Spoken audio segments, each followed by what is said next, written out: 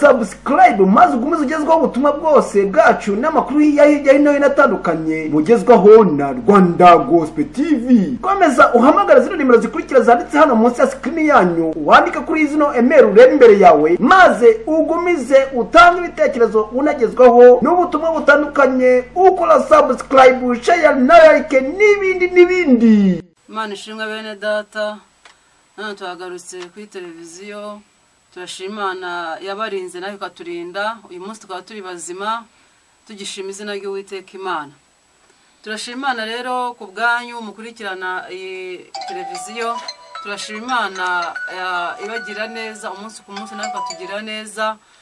Turashimana ko Imana itagiye buri kugenza mu buzima bwayo ikaturinda tukaba turi bazima. Imana ishimwe cyane. Tunejejwe no kugaruka kuri televiziyo, tuzanye inkuru nziza Yesu Kristo, koko nicyo duhamagarirwa muri iki gihe cya none cyangwa mu buzima bwacu bwa buri munsi. Igihe mperuka hano twaganiye ku ijambo rivuga ko tugomba gutsinda cyangwa tugiye gutsinda igihanda kiri imbere yacu.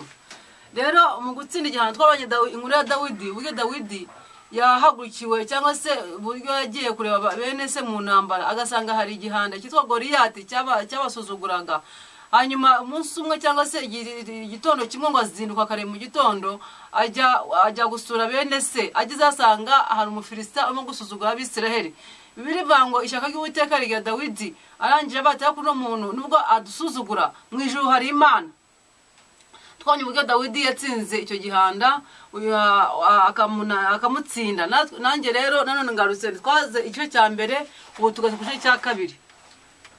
Kugira ngo dutsinde icyo gihanda ntabwo dukeneye ibintu byinshi. Twibuka ko ijambo ritubwira yuko Dawidi ntabwo yagiye ajya mu kagezi, biravuga ngo atoragura utubenge dutanu, nubwo amabuye yari atanu, ariko ibuye ryatsinze Goliyati ryari ibuye rimwe gusa.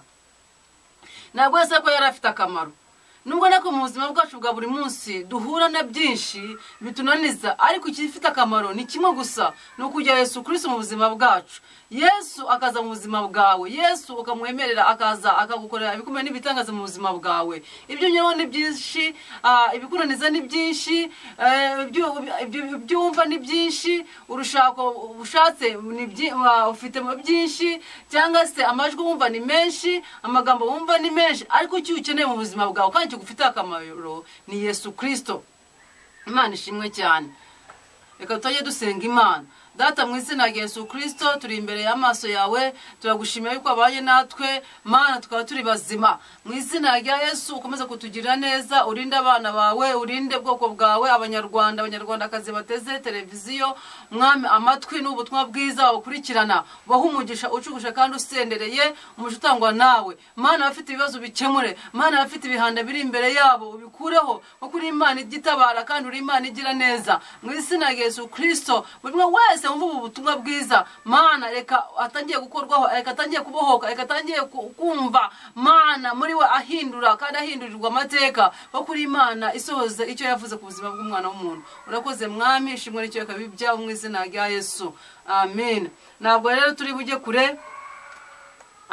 None ndagarutse Mutoni Peace. Reka dusome cyanditswe kiri muri Samuel wa mbere ibice 17, wanduhe ku murongo wa 45. Samuel wa mbere 17:45 aravuga ngo duhe ku murongo wa 40, Dawidi abwira umufilisitiya ati, waneranya inkota n'icumu n'agacumu, ariko njyewe nkuteye mu izina ry'Uwiteka nyiringabo Imana Yisiraheli wasuzuguye. Uyu munsi Uwiteka arakungabiza, mwice nguce igihanga, kandi ndakugabura ibisiga byo mu kirere n'inyamaswa z'inka zo mu ishyamba, intumbi z'inka z'Abisiraheli, intumbi z'ingabo z'Abisiraheli, kugira ngo aba mu isi bose bamenye ko mu Isiraheli harimo Imana. Imana ishimwe cyane. Haleluya.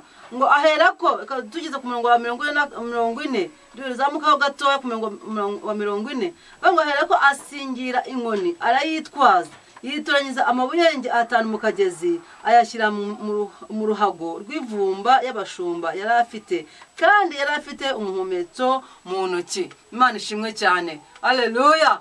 ngo nuko Dawidi arangije yitoranyiriza amabuyenge 5 ntabwo yajyanye ibikomeye ntabwo yajyanye ibyo ibitangaza biteye ubwoba ngo ababone ko afite intwaro nini cyane ziteye ubwoba nakiri Dawidi yakoze bibe ngo yatoranyije amabuyenge 5 kandi iyo dusomye hepfo tubona amabuyenge 5 imwe yonyine akabuye kamwe niko kahanguye Goliyati.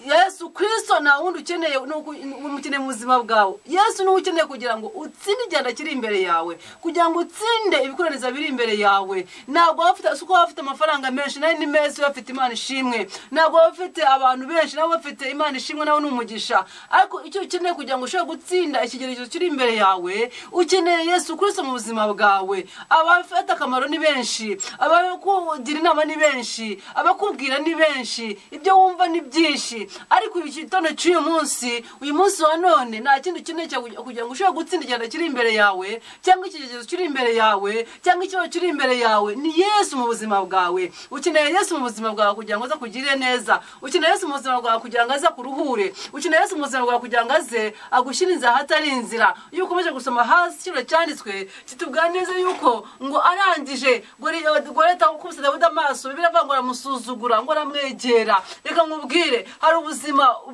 ubamo ukabona bwagusuzuguye, ukabona bwakugize wabugize ubwawe, ugasenga ukabona biranga. Ariko igitondo kimwe ngo Dawidi aragenda abona Goliyati ngo arangije afata akabuye kamwe niko katumye Goliyati apfa. Nawe mu buzima bwawe hari byinshi ufite, ariko ukeneye kimwe gusa, ukeneye Yesu Kristo kugira ngo ibyo bibazo biri imbere yawe bipfe bikurweho. Na yindi mpamvu turi ahangaha, na yindi mpamvu tuje ahangaha muri studio nukugira ngo usubwe imbaraga mubwira ngo nubwo Goliyati ari imbere yawe, nubwo igenda kiri imbere yawe cyakubereye igihanda, ariko Yesu Kristo arahari kugira ngo kugire neza. Mwemere uyu munsi mwakire mu buzima bwawe, mwemere uyu munsi mukingura umutima wawe, mwemere uyu munsi ukingura urugi rw'umutima wawe, mwemere uyu munsi wa none ukingura urugi rw'urushako rwawe. Nubwo ubona urushako rwakunaniye, ariko ndakwinginze ubona byakuyobeye, nubwo ubona wabuze igisubizo, ariko emerera Yesu. Yesu niwe gisubizo cy'ibibazo ufite. Yesu niwe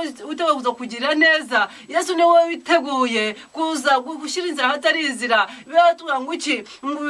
Abubatsi banze niyo ryahindutse ibikomeza imfuruka, niyo ryahindutse ubuhamya umunsi wa none, niyo ryahindutse igira akamaro. Kandi abubatsi babanje kuryanga, abubatsi baryaza, ariko niyo ryahindutse irikomeza imfuruka, niyo ryahindutse irikomeye umunsi wa none. Ushaka washaka urugo rwakubaka utubakiye kuri Yesu, shitanye ntabwo warushobora, rwasenyuka. Business wakora udashyizemo Yesu, business yasenyuka.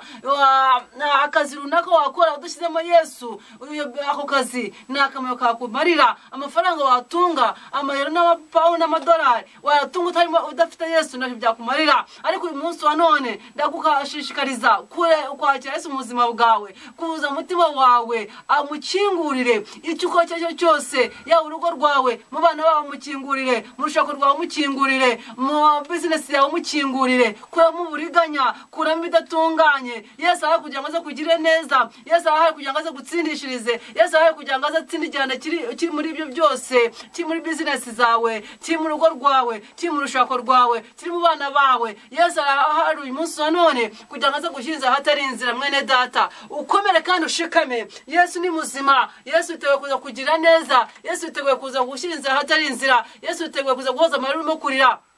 Ari amarira ufite inshuti yanjye urimo kurira uyu munsi wa none, waburiye igisubizo, nutekereje ikibazo gusa, amarira ni yakutanga imbere. Ariko ndagushishikariza uyu munsi wa none, mu ijuru hari Imana, mu ijuru hari Imana iteguye kuza kugira neza, mu ijuru hari Imana iteguye kuza gushyiriza ahatari inzira, mu ijuru hari Imana iteguye kuza gusubiza ikibazo ufite mu rushako, ikibazo ufite muri business, ikibazo ufite mu bana bawe, ikibazo ufite muri capital yawe. Inshuti yanjye, mu ijuru hari Imana. Ntabwo inanirwa, nubwo abantu bajya bananirwa, nubwo abantu bajya bahinduka, nubwo isi hinduka, nubwo ibihe bihinduka bigahinduka ari ibindi, ariko mu ijuru hari Imana ije kutukugira neza, ije kugutabara, ije gushyiriza ahatari inzira. Mu izina rya Yesu, mwemere Yesu Kristo umukingurire aze akugirire neza, kuko Imana ni Imana nyamana, ntabwo ari Bayali, ntabwo ari Dagoni. Kandi Imana dusengera twumva.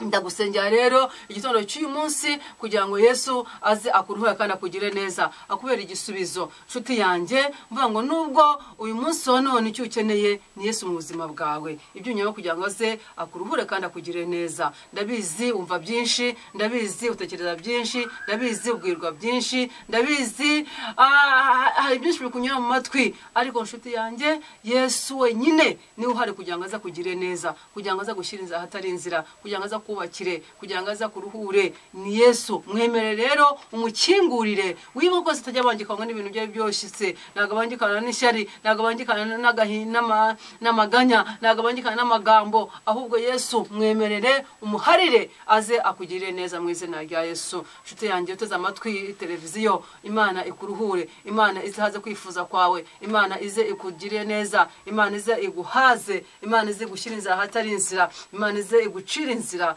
kandi arahari Yesu arahari kugira ngo aze akugire neza kuko kugira neza kwe ni kwinshi kandi imbabazi zihoraho iteka ryose mu izina rya Yesu mwa Imana bagire neza mwa Imana bahumugisha mwa Imana bahaze kandi mwa Imana ashiriza ahatari inzira reka dusenga Imana data mu izina rya Yesu ndagushimiye ko bagire neza abantu bawe bateze amatwi televiziyo bahumugisha ubatsindishirize mwami Yesu ubabere Imana ubabere umurengezi wabere umutabazi wabere umwungeri bimwe wese kucyana buno butumwa bwiza mu izina rya Yesu Mana icyo afite umubere igisubizo mwami w'abami data igituma ajya kure y'ubwiza bwawe reka mwami yongera agaruke mu izina rya Yesu akwegere mwami kuko ngo ni wowe buye ryahindutse irikomeza imfuruka mwami natwe reka tukwigireho natwe reka tukwegere natwe reka mwami w'abami utugire neza urakoze mwami ishimwe n'icyo byawe abarwayi bakize abihebye Mana wongeye busaba ibyiringiro